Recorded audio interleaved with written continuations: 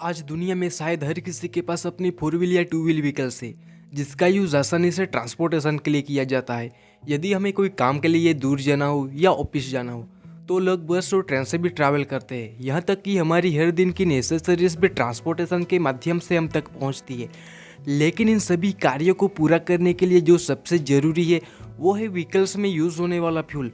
तो चलिए आज मैं आपको बताता हूँ कि फ्यूल हम तक कैसे पहुँचता है और पेट्रोल डीजल के प्राइस कैसे तय होते हैं। 1859 में अमेरिकी राज्य पेंसिल्वेनिया में टाइट्सविल नामक स्थान पर दुनिया का पहला पेट्रोलियम कुआं खोदा गया। हालांकि वर्तमान समय में दुनिया के कई देश पेट्रोलियम प्रोड्यूस करते हैं।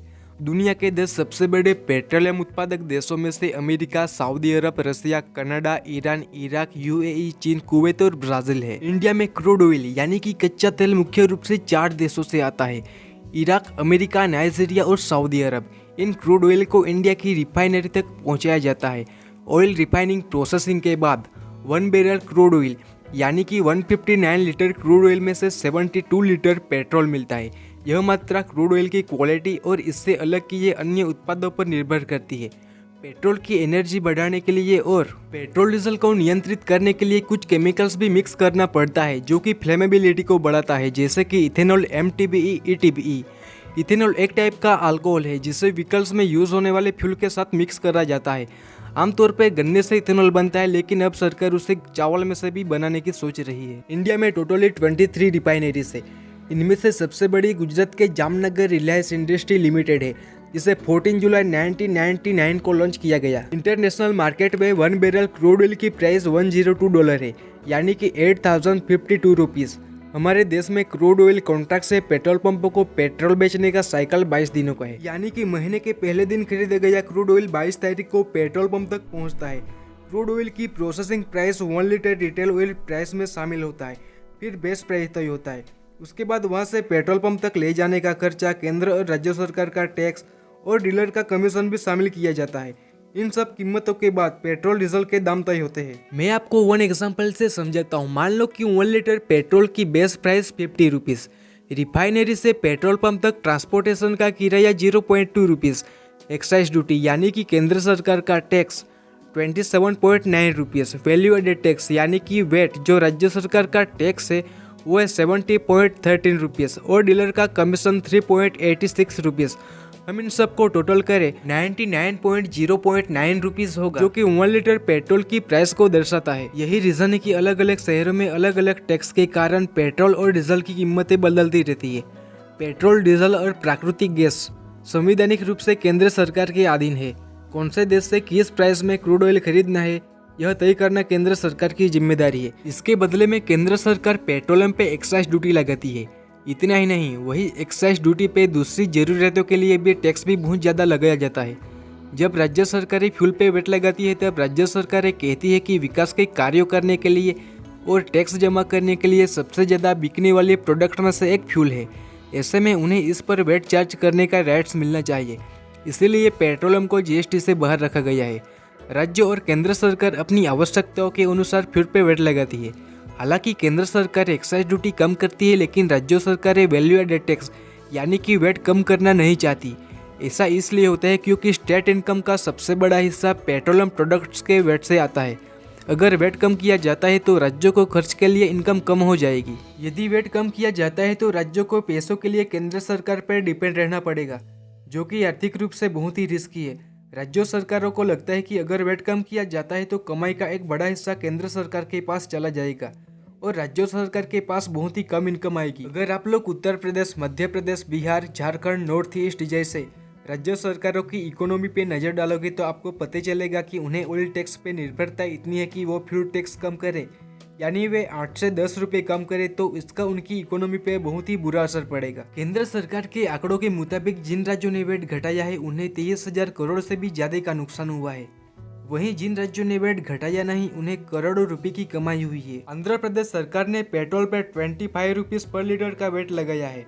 केरल में 24.9, तमिलनाडु में 21.46, बंगाल में 19.27 और गुजरात में वेट का रेट 15.56 रुपीज़ है।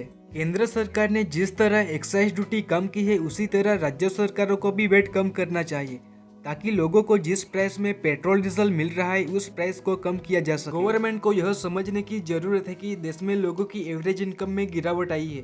हाल ही में जारी हुए आंकड़ों के मुताबिक अप्रोक्सीमेटली 14 मिलियन लोगों की पॉपुलेशन अपर मिडिल क्लास से लोअर क्लास में चली गई है। आप लोगों को जानकर हैरानी होगी कि इंडिया एक इंपोर्टर होने के साथ ही पेट्रोलियम का बड़े ही मात्रा में एक्सपोर्ट भी करता है। हम अपनी और एक्सपोर्ट के नीड्स के लिए क्रूड ऑयल इंपोर्ट करते हैं। इसे रिफाइन करके बांग्लादेश, इंग्लैंड, नेपाल, श्रीलंका सहित कई देशों में एक्सपोर्ट किया जाता है। ऐसा भी कहा जाता है कि इंडिया में पेट्रोल की प्राइस हमारे नियरेस्ट कंट्री नेपाल और बांग्लादेश के कंपेयर में भी बहुत ज़्यादा है। यह ध्यान देना जरूरी है कि नेपाल में जो फ्यूल जाता है वो टोटली इंडिया में से सप्लाई होता है, फिर भी वहाँ फ्यूल हमारे देश में मिलने वाले फ्यूल से सस्ता मिलता है। अब आप लोग सोचोगे कि ये ऐसा कैसे हो सकता है। सबसे पहले आपको बता दूं कि इंडिया का 1 रुपये नेपाल के 1.58 रुपीज़ के बराबर है, यानी इंडिया की 63 रुपीज़ नेपाल में 100 रुपीज़ के बराबर हुआ। इसे आप इस तरह समझ सकते हैं कि नेपाल में 1 लीटर पेट्रोल की प्राइस नेपाली करेंसी में 98 रुपीज़ है, जबकि इंडियन करेंसी के हिसाब से नेपाल में 1 लीटर पेट्रोल की प्राइस 62 रुपीज़ है। इंडियन ऑयल फ्यूल को रिफाइन करके नेपाल में एक्सपोर्ट करता है। इंडिया में से नेपाल तक प्रतिदिन करीब 1800 ऑयल टैंकर्स को बाय रोड से ले जाया जाता है। अब आप लोग सोचोगे कि रोज पॉलिटिशियन इतनी गाली खाते हैं कि टैक्स कम करके पेट्रोल डीजल के प्राइस कम क्यों नहीं कर देते। इन लोगों को सिर्फ वोट ही तो चाहिए, इतने सालों से ये देश चला रहे हैं। इनको हमसे ज्यादा अच्छे से पता है कि इंडिया के अंदर वोट कैसे ऑब्टेन करना है। टैक्स ना कम होने के पीछे कुछ गलती हमारी भी है। इंडिया में जो ये फ्री में चीजें मिल रही है इसकी लालच लोगों को बहुत ज्यादा है। आपको बहुत अच्छे से याद होगा कि हाल ही में किस गवर्नमेंट ने फ्री में बिजली दी है, किस गवर्नमेंट ने लैपटॉप दिए, गैस सब्सिडी दी और लोन माफ किए। लेकिन क्या आपने कभी सुना है कि किस स्टेट ने बैठ के टैक्स माफ कर दिए ताकि पेट्रोल और डीजल के प्राइस कम रहे। अब एक चीज को ध्यान में लो, मान लीजिए कि आपके घर का बिजली का बिल गवर्नमेंट ने माफ कर दिया, लेकिन value added tax, excise duty, GST जैसे दूसरी चीजों से पैसा वसूला जाता है।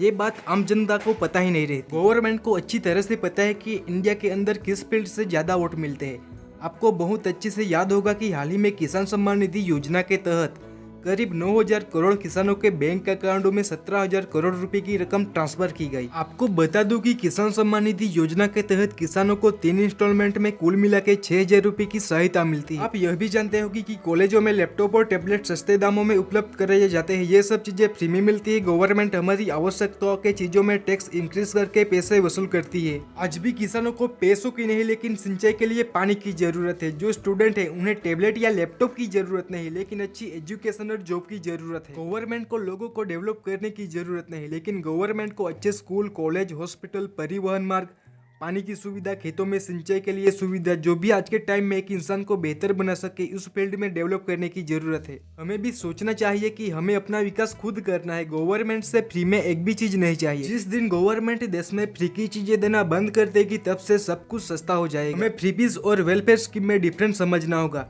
फ्रीबीज यानी वो चीजें जो कोई भी पार्टी, लैपटॉप, मोबाइल, सीधे सीधे कैश देना, गैस सिलेंडर, सब्सिडी, सभी लोगों को फ्री में बिजली देना, ये सब फ्रीबीज स्कीम है। वेलफेयर यानी वो चीजें जो गरीब लोगों को कम प्राइस में भोजन या फ्री में भोजन, कैंटीन, राशन की सुविधा, फ्री में पीने के लिए पानी, basic health care, free education, mid day meal जैसे वेलफेयर स्कीम है। आई होप कि आज का टॉपिक आपको अच्छी तरह से समझ में आया होगा। मिलते हैं नेक्स्ट टॉपिक में। जय हिंद, जय भारत।